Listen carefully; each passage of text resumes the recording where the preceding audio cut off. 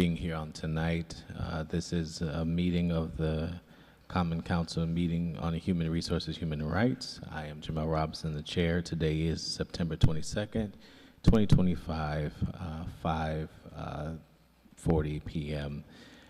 With me today, we have committee members, Councilman Derek Johnson, Councilwoman Joyce Love, Councilwoman Megan Keegan, and then also Councilwoman Jenny Farrell, along with our intern Ariana Costello. Turning over to Megan Keegan for an introduction.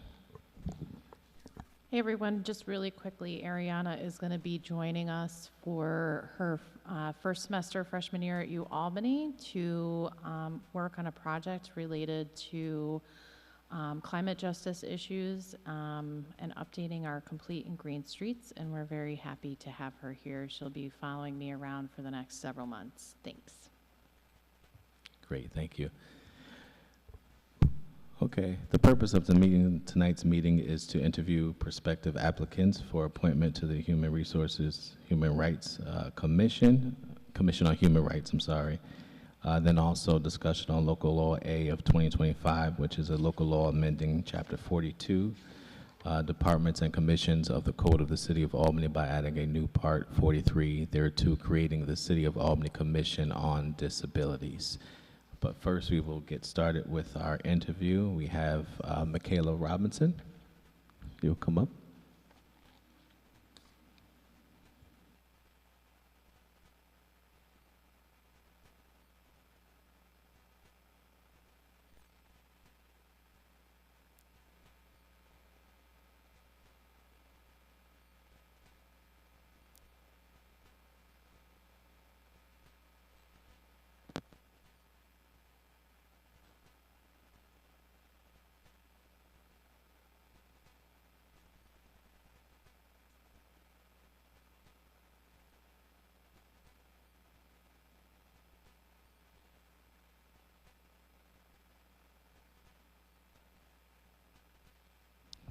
Good evening, Michaela. How are you doing tonight?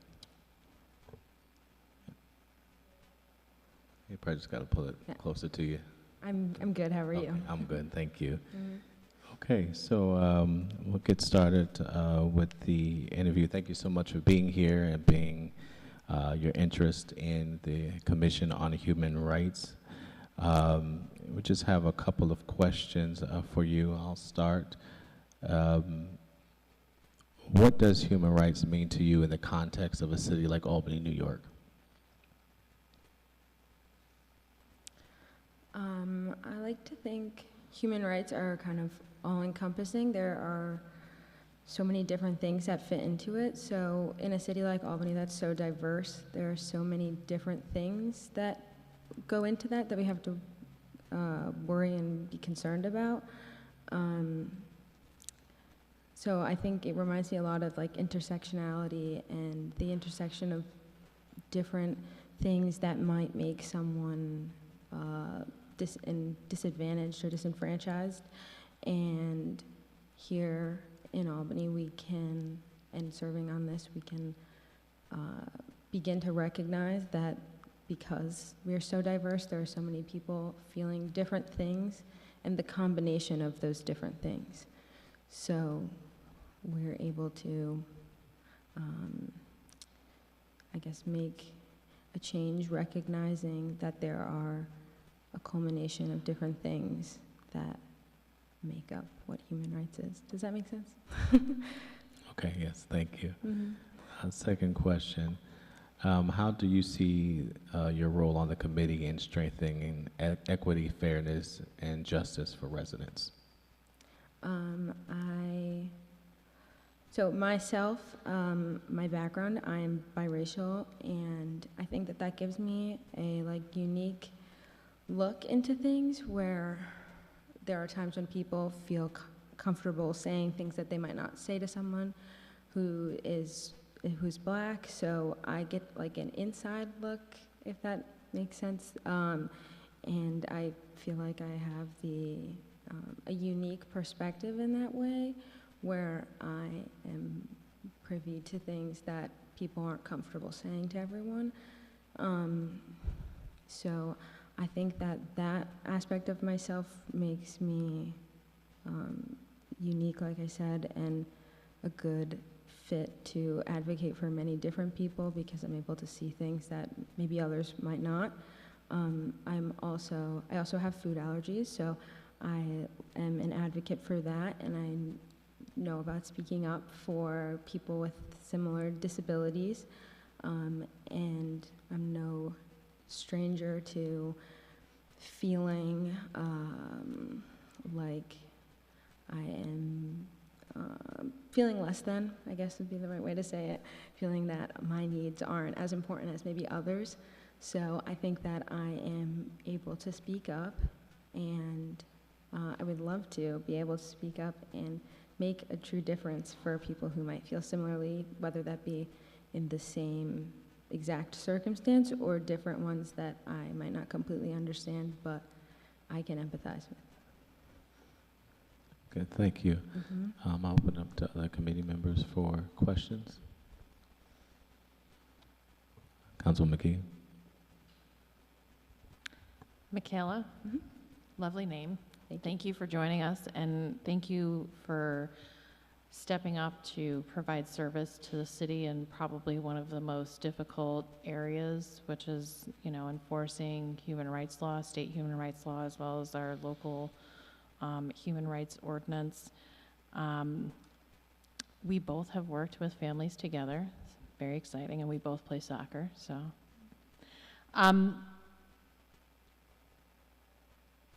What is your understanding of human rights law and sort of the process for filing complaints and investigating complaints?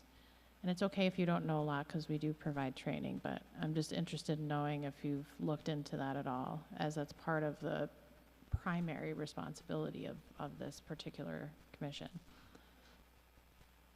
So what I know is mostly just what I've read online. I haven't any direct experience with it. So I'm aware that on the website there's a form you're able to fill out, and that I'm assuming that prompts the investigation, and then it is ultimately brought to this commission to decide what happens next. That's, to my understanding, what happens, but obviously I would need to know more.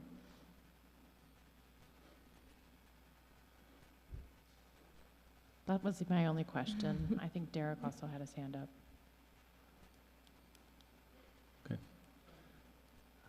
Oh, Councilwoman Farrell.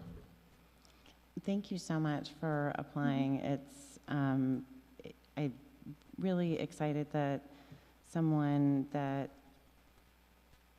has not only your experience, because you have a lot of experience for someone of your age, but also someone of your age is looking outside and looking to see how you can give back to your community. That's really incredible. I think it says a lot about you as a person, because I don't know when I was your age that, I know that I was not volunteering I don't know that there was a Commission on Human Rights, but I'm sure even if there was one, I wouldn't necessarily have considered applying to be part of that. So thank you so much for that, because that's the kind of thing that makes communities so much better.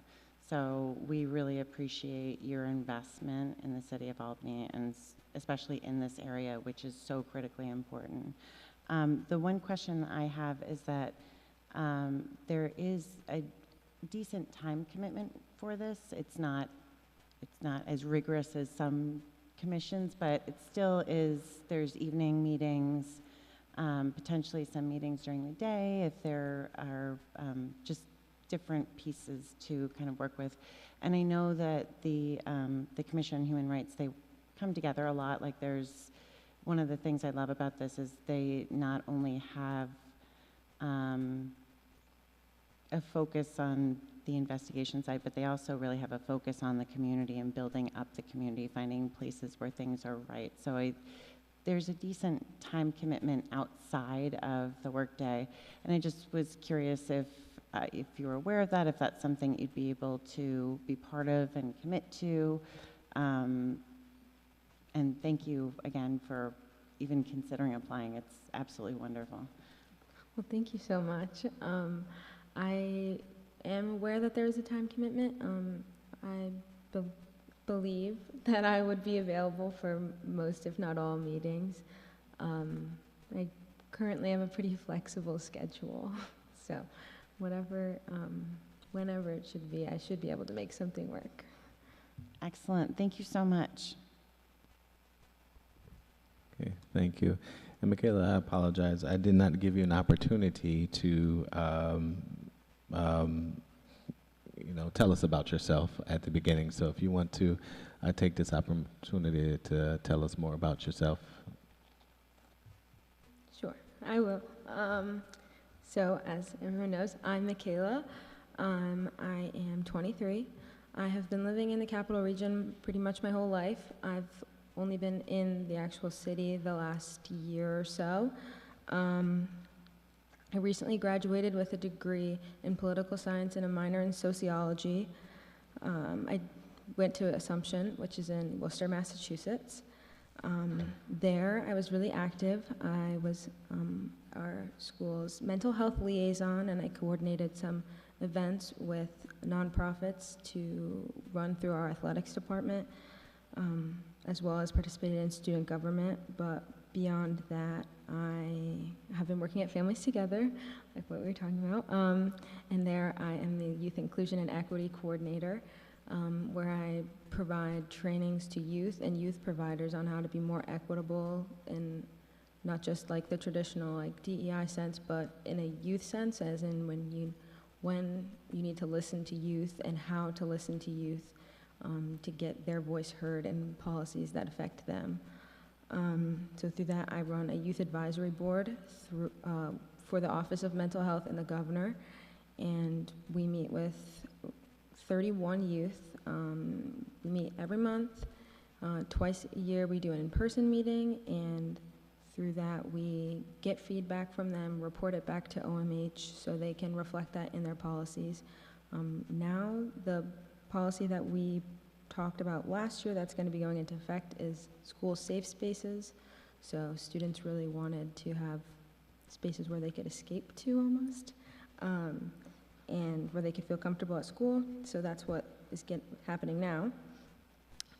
Otherwise, I am a big advocate for people with food allergies and other dietary restrictions. I myself have food allergies. I'm allergic to dairy, tree nuts, shellfish, and gluten, but it used to be a lot more. So I love to speak up and advocate for those people because I feel that very deep and personally to myself. Otherwise, I think I covered everything about myself. Great. Thank you so much. Anyone else with questions? No? Okay. Again, thank you so much for coming to interview for this position, for this appointment on the Commission of Human Rights. Our staff will be in contact with you regarding a decision that was made. And again, thank you so much for coming in. Thank you all. Thank you for giving me this time.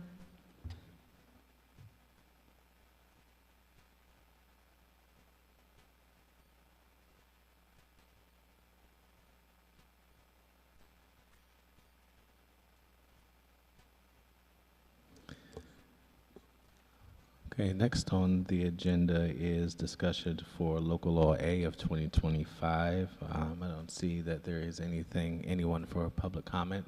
I don't think we received any public comments either. Okay, so I'll turn it over to Councilwoman Keegan for an overview. Thank you so much. For those of you who remember my last intern, Maggie, she worked very diligently with me on this legislation, and she should be incredibly proud of the bill that we have before us. For those of you who don't know my background, I have a sibling with multiple disabilities, both intellectual, mental health, and physical disabilities. I'm a social worker by trade. I worked with folks with disabilities in the community for over 15 years. And when I came on to the council, particularly through the budget process, I became increasingly concerned that this is a component of equity that's really missing from our lens in government, and it's such a unique and niche area where if you are not a person who walks through the world from this perspective, it's oftentimes really difficult to understand and comprehend. And what I heard a lot from the city was that they didn't really understand the things were ADA compliant, and therefore there were no barriers to folks being able to access services, buildings, parks, playgrounds, so on and so forth. And so the concept behind this legislation was really to establish a commission that would be representative of the disability community, that would provide sort of that feedback to our various departments, so that we can have better decision-making around our built environment and around how people access the city when they need services or have to respond to various different things that they interface with our city departments for. So the legislation in the bill kind of talks about who would serve, what the terms will be, and what the scope and the mission of the board would be. And I know Councilmember Conti had submitted a question in advance of the meeting since he was unable to attend this evening. He was asking why this would be staffed by the council as opposed to administrative services. Part of the process that Maggie and I followed when we worked on this bill was we did have a meeting with city departments, so they would have an opportunity to review the legislation and provide feedback and commentary before we submitted the bills so that any kinks could kind of be worked out in advance. And one of the things that they were very firm on was that they did not want to have to staff this particular board. And so that is why we made that change. The original bill language did have this under admin services, and I understand Councilmember Conti's concerns because admin services is really responsible for ADA compliance. But at the end of the day, I don't think that that's worth haggling over.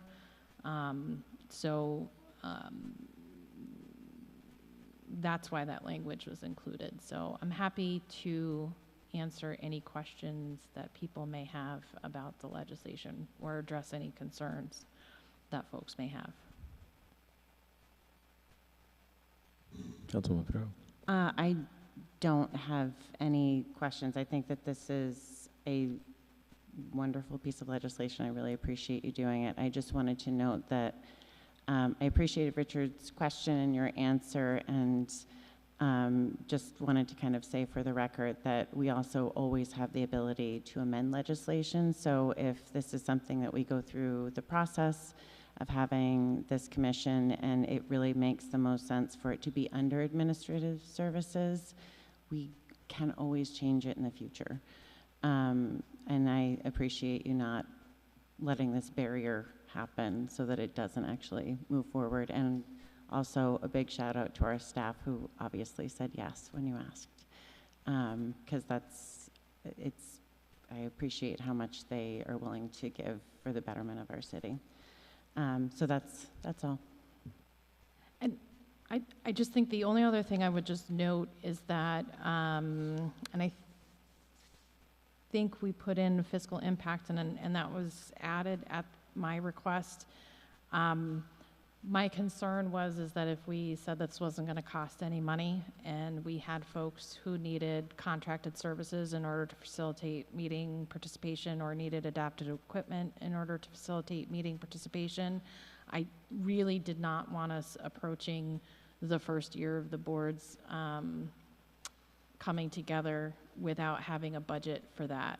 And so that's why we added that monetary association to the commission. That cost may have to be adjusted up or down as we move forward, but you know, at least there are some funds, so if we need a sign language interpreter, we can get one. If you know, we need to have materials transcribed with some form of adaptive equipment so that someone with a visual impairment is able to read and comprehend various components. We have that. My only other concern that we would have to work out is really the accessibility for City Hall and where exactly the board would meet, because there are some challenges for folks with physical disabilities getting into and out of the building. Thank you. I do have a question regarding the section that says a commission shall file an annual report with the Common Council and the mayor on or about January 31st, summarizing its activities in the preceding year. Is there anything else specifically you want spelled out in that section, or you just want to leave it open? I really wanted to kind of leave it open. Again, I think, as Jenny said, we can amend legislation as we move forward, but I think it's really important to allow for the commission to also identify the work that needs to be done. We are right now a body of, for the most part, most of us are pretty able-bodied and intellectually abled, so directing the scope of what needs to be done and needs to be addressed in terms of the city, to me, really should come from them. And then if we need to make amendments because we're not getting good information, we can always do that, but I kind of intentionally left that pretty open so that they would be able to self-direct the work that needs to be done, if that makes any sense to you folks. Yes, yeah, that makes sense. Okay, that was the only question I have. Any other questions? No? Okay, so we'll make a motion to move Local Law A of 2025 out of committee with a positive recommendation. So moved. Okay, it has been moved by Councilwoman Jenny Farrell and seconded by Councilwoman Joyce Love. All in favor, say aye. Any nays? Okay. The local law has been moved out of committee with favorable recommendation. Okay.